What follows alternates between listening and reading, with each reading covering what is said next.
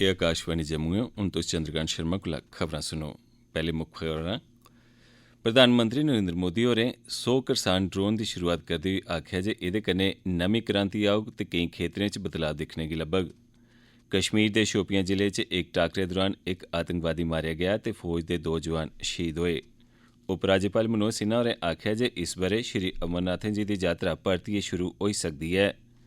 रोहित कंसल होरें आखेआ जे नमीं शिक्षा नीति तैह्त जम्मू कश्मीर सरकार नवाचार दे 4 केंद्र तैयार करग। हून खबरें दी तफसील कोला पैह्ले एह् इक अपील।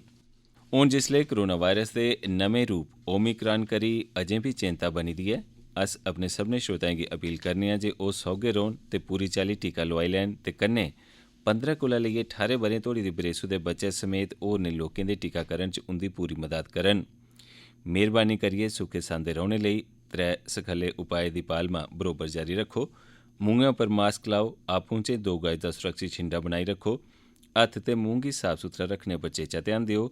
कोविड बारै कोई बी जानकारी जां मार्गदर्शन हासल करने लेई तुस राष्ट्रीय हैल्पलाइन नंबरें उप्पर राबता करी सकदे हो। एह् नंबर न 011239780046 ते दूआ नंबर ऐ 1075। हून खबरें दी तफसील कन्नै जगमोहन शर्मा। प्रधानमंत्री नरेंद्र मोदी होरें आखेआ जे ड्रोन्स दी बरतून नेकां क्षेत्रें च बड्डे बदलाव आनने आह्ला साबत होग। करसान ड्रोन्स गी नमें दौर दी इक क्रांति करार दिंदे होई मोदी होरें 100 करसान ड्रोनें दी शुरुआत करदे मौके आखेआ जे इस विशेष अभियान दा मकसद बाजारें तगर उत्पादें दी तौलें ते सखल्ली पुज्ज गी यकीनी बनाना ऐ, जेह्दे नै करसानें दी मदाद बी होग ते उंदी औंदन च बाद्दा बी।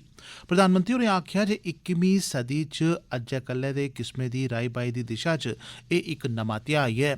उनें भरोसा जताया जे एह् नमीं शुरुआत न छड़ा ड्रोन सैक्टर दे विकास च इक मील दा पत्थर साबत होग, सगुआं एह्दे नै बेस्हाबे मौके ते संभावनाएं दे भित्त बी खुलङन। बक्ख-बक्ख क्षेत्रें च ड्रोन्स दे महत्वै पर लोऽ पांदे होई प्रधानमंत्री होरें आखेआ जे केईं नीतिगत फैसले ते इस ब'रे बजट च बी टैक्नोलोजी गी तरजीह दित्ती गेई ऐ। उनें आखेआ जे ऐल्लै जिमीं गी नापने, नक्शे तैयार करने, दोआइयें ते टीकें गी तौलें ठकाने सिर पुजाने ते खेत्तरें च कीड़े-मार दोआइयें दा छिड़काव करने जनेह् कम्में च बी ड्रोन दी बरतून कीती जा'रदी ऐ।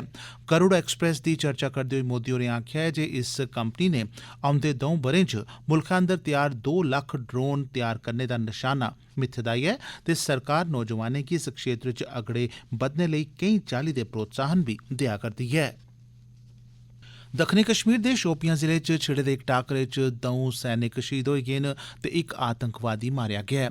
पुलसै मुजब शोपियां दे जैनपुरा इलाके च किश आतंकवादिएं दी मौजूदगी बारै थ्होई दी इक टकोह्दी सूह दी बिनाह उप्पर कार्रवाई करदे होई सुरक्षा बलें इलाके गी घेरियै तुपाई आह्ली कार्रवाई शुरू करी दित्ती। इस दौरान उत्थें छप्पे दे आतंकवादिएं सुरक्षा बलें पर अन्नेवाह गोलीबारी शुरू करी दित्ती। जवाबी कार्रवाई च सुरक्षा बलें इक आतंकवादी गी मारी मुकाया। कार्रवाई दौरान 2 फौजिएं दे शहीद होने दी बी खबर ऐ। मारे गेदे आतंकवादी दी पंछान खीरी जानकारी थ्होने तगर नेईं होई दी। कार्रवाई जारी ही, होर ब्यौरे गी बलगेआ जा करदा ऐ। तोआईं राष्ट्रीय जांच एजेंसी NIA ने अज्ज जम्मू कश्मीर ते राजस्थान च केईं थाह्रें पर छापेमारी कीती ऐ। एह् छापेमारी जम्मू कश्मीर च आतंकवाद सरबंधी साजिश आह्ले मामले च कीती गेई ऐ। NIA दे इक प्रवक्ता मुजब जम्मू कश्मीर ते राजस्थान च कुल 8 थाह्रें पर छापे मारे गे न, जिंदे च जम्मू कश्मीर दे सोपोर, कुपवाड़ा, शोपियां, राजौरी, बडगाम, गांदरबल जिले ते राजस्थान च जोधपुर शामल ऐ। तलाशी दौरान NIA ने केईं चाल्ली दे ऐतराजयोग दस्तावेज, डिजिटल उपकरण, सिम कार्ड ते डिजिटल माध्यम राएं जानकारी सांभियै रखने आह्ले किश डिवाइस बी जब्त कीते न।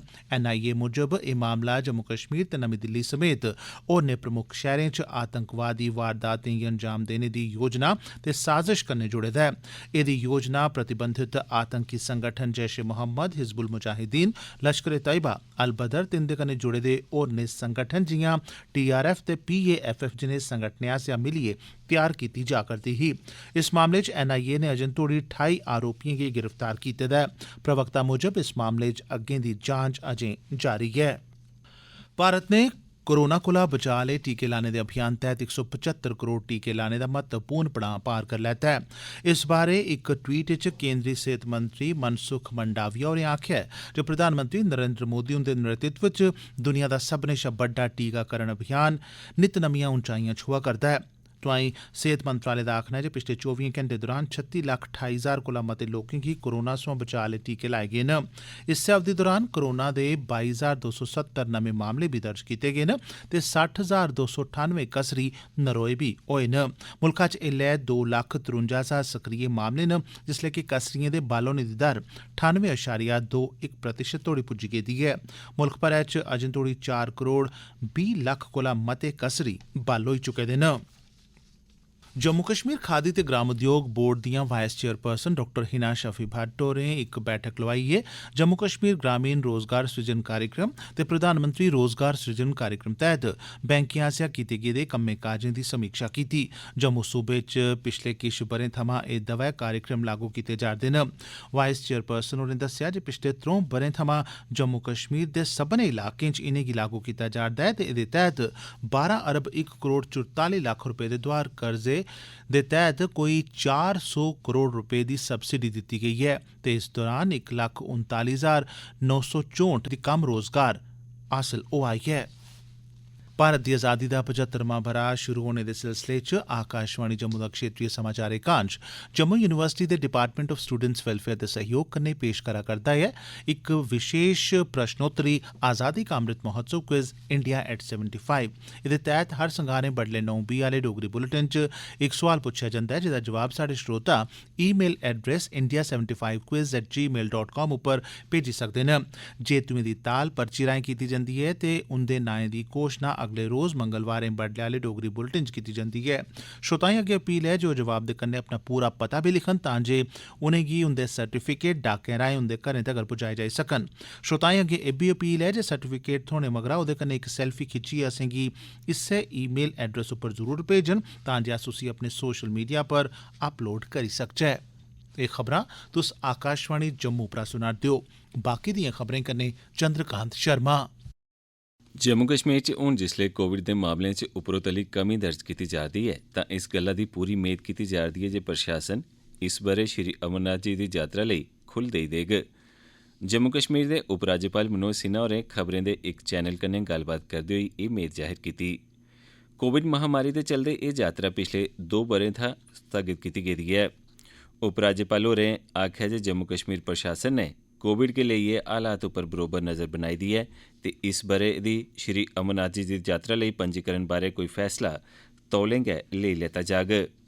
गृह मंत्रालय दे इक सीनियर अधिकारी ने जानकारी दित्ती ऐ जे इस ब'रे दी श्री अमरनाथें जी दी यात्रा लेई जमीनी सतह पर त्यारियें दा कम्म अग्गें गै शुरू करी दित्ता गेदा ऐ। उनें दस्सेआ जे सब्बै सरबंधित अधिकारी मेद ऐ जे यात्रा लेई बंदोबस्तें दी योजना अप्रैल म्हीने दे शुरू च लागू करी देङन ते एह् कम्म 15 मई तक्कर पूरा होई जाने दी बी पूरी मेद ऐ।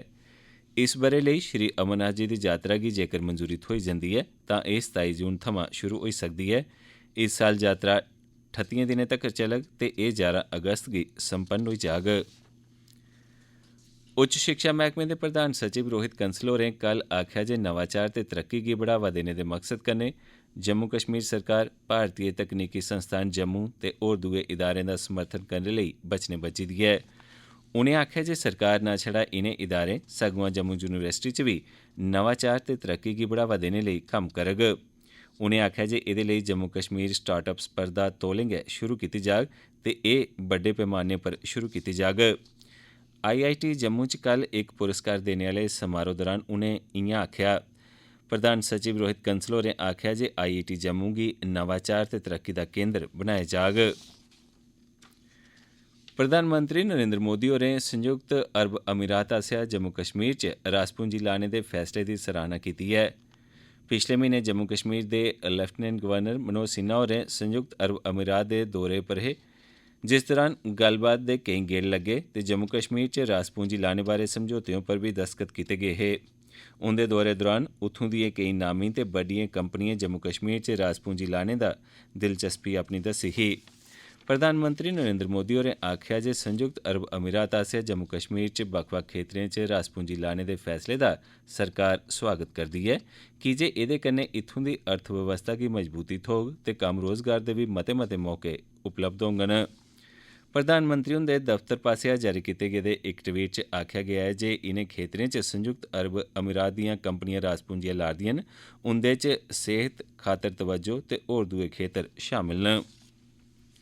प्रधानमंत्री नरेंद्र मोदी होरें आखेआ जे बायो CNG प्लांटें राएं शैह्रें गी साफ सुथरा ते प्रदूषण थमां मुक्त रक्खने च मदद थ्होग ते सरकार औंदे 2 ब'रें च 75 बड्डे नगर निगमें च इस चाल्ली दे प्लांट बनाग। मध्य प्रदेश दे इंदौर च गोबरधन बायो CNG प्लांट दा वीडियो कांफ्रेंसिंग राएं उद्घाटन करने मगरा उनें आखेआ जे केईं हज़ार रकबा ज़मीं उप्पर लक्खां टन कूड़ा जमा होई गेदा ऐ। उनें दस्सेआ जे स्वच्छ भारत मिशन दे दुए गेड़ दौरान इस परेशानी गी दूर करने उप्पर कम्म कीता जाग। शैह्रें गी कूड़ा करकट शा मुक्त रक्खने दे मकसद कन्नै हाल च गै स्वच्छ भारत मिशन दा दूआ चरण रम्भ कीता गेआ हा। ग्रामीण विकास ते पंचायती राज मैह्कमे दियां आयुक्त सचिव मनदीप कौर होरें कल सारे सरबंधित अधिकारिएं गी हिदायतां जारी कीतीआं जे प्रधानमंत्री आवास योजना दे सारे लाभार्थिएं दे नांऽ आवास प्लस उप्पर तौले शा तौले जोड़े जान। आवास प्लस उप्पर लाभार्थिएं दे नांऽ दर्ज कीते जाने दे कम्मै च बड़ी मती ढिल्ल बरते जाने पर बसोस जतांदे होई उनें आखेआ जे औंदे ऐतवारें तोड़ी एह् कम्म पूरा करी लैता जा तां जे इस स्कीम तैह्त लाभार्थिएं गी अगली किश्त जारी कीती जाई सकै। उनें जम्मू ते कश्मीर दे ग्रामीण विकास मैह्कमे दे निदेशकें गी आखेआ जे ओह् इस कम्मा पर आपूं तक्क रक्खन। इस योजना तैह्त हर लाभार्थी गी घर बनाने लेई 1,30,000 रपेऽ दी मदद ते मनरेगा तैह्त 95 ध्याड़िएं दा कम्म रोजगार दित्ता जंदा ऐ। एह्दे अलावा लाभार्थिएं गी बिजली, पानी ते रुट्टी पकाने आह्ली गैस दे कनैक्शन बी बक्ख-बक्ख स्कीमें तैह्त दित्ते जंदे न।